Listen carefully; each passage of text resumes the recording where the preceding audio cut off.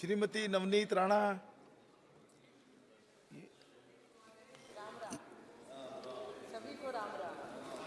आज जय श्री राम।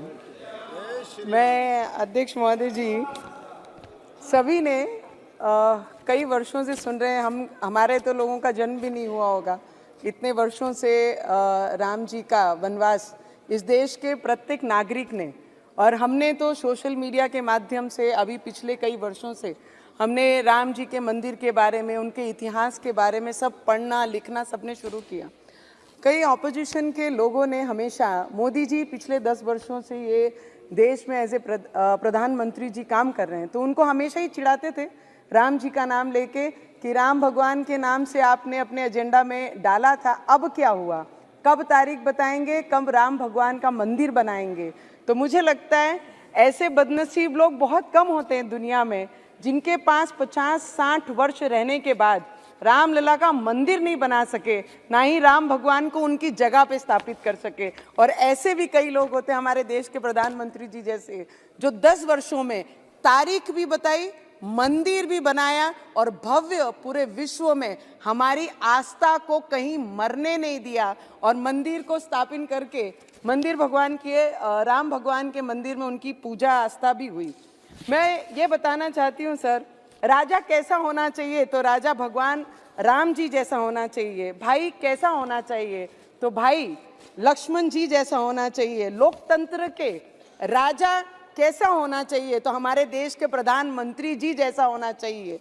ये देश का बच्चा बच्चा कह रहा है सर, ये हमारी आवाज नहीं, इस देश में रहने वाला हर व्यक्ति जो भगवान में आस्था रखता है, जिनका विश्वास है राम भगवान जी के लिए, जिनकी आंखों में आस थी कि कोई ऐसा आएगा जिनके हाथ से ये होगा, और लोकतंत्र का मजबूत करने वाले भाई कैसे होने चाहिए, तो इस देश के गृह मंत्री अमित शाह जी जैसे होने चाहिए।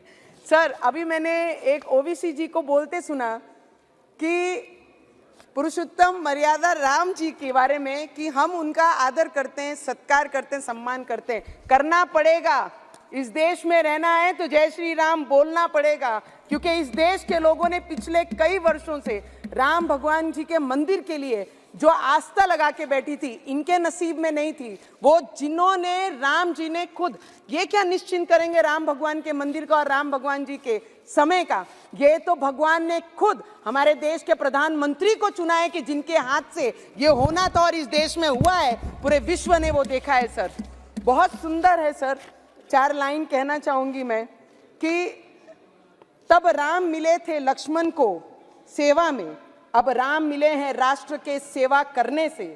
तब राम मिले थे भारत को शासन करने में, अब राम मिले हैं अपने राष्ट्र धर्म निभाने में। तब राम मिले थे बजरंग बली के सीने में, अब राम मिले हैं राम के नाम जप करने में। तब राम मिले थे शबरी की झूठे बेर खिलाने में, अब राम मिले हैं भूखे को भोजन करने से। तब राम मिले थे, और आज मैं इतना ही कहना चाहूंगी सर कि तब राम मिले थे अयोध्या को मर्यादाओं में, आज अब भी राम मिले हैं भारत के पहचान में। मैं इस देश के जितने भी सर, उस दिन जिस दिन राम मंदिर का स्थापना हो रहा था, हमारे राम लल्ला जब स्थापित हो रहे थे, उनकी पूजा हो रही थी, हर किसी के इस देश में रहने वाले की आंखों में वो आंसू थे कि आज तक हम अपने घरों में रह रहे हैं, हिंदुस्तान में रह रहे हैं, अपने छतों में हैं, पर जिस भगवान के आस्था पे ये पूरा देश चल रहा है, उनको ही हम उनका घर नहीं दे पाए। पर ये पिछले 10 वर्षों में जो चमत्कार इस देश ने किया है, आने वाले समय में वो उससे भी ज्यादा बड़ा चमत्कार हमारे देश के प्रधानमंत्री और जिनका भी योगदान ये मंदिर के लिए है, सभी कार सेवक, सभी संत, सभी महाराज, जिन्होंने भी आस्था बांध के रखी थी। ऐसे कई संत हैं जिन्होंने 35 वर्ष उस टीन के झोपड़े में रखकर राम जी की पूजा की है। तो मुझे लगता है उन सभी को दिल से नमन करना चाहूंगी। हम इतने बड़े नहीं कि उन्हें नमन भी कर पाए, क्योंकि जिनके रक्तों से वो एक एक ईंट बनी है, मुझे लगता है उनको नमन करने से उनका भुगतान नहीं होगा। पर इस पार्लियामेंट में हमारे देश के प्रधानमंत्री जी, हमारे देश के गृह मंत्री जी और जितने भी पार्लियामेंटेरियन यहाँ पर बैठे हैं, ये आज का, इस टर्म का, इस समय का आखिरी पार्लियामेंट स्पीच हमारा सभी का है।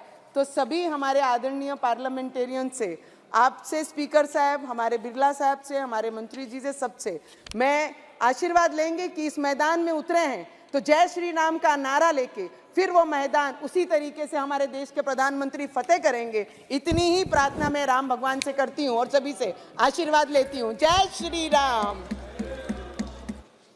श्रीमती संगीता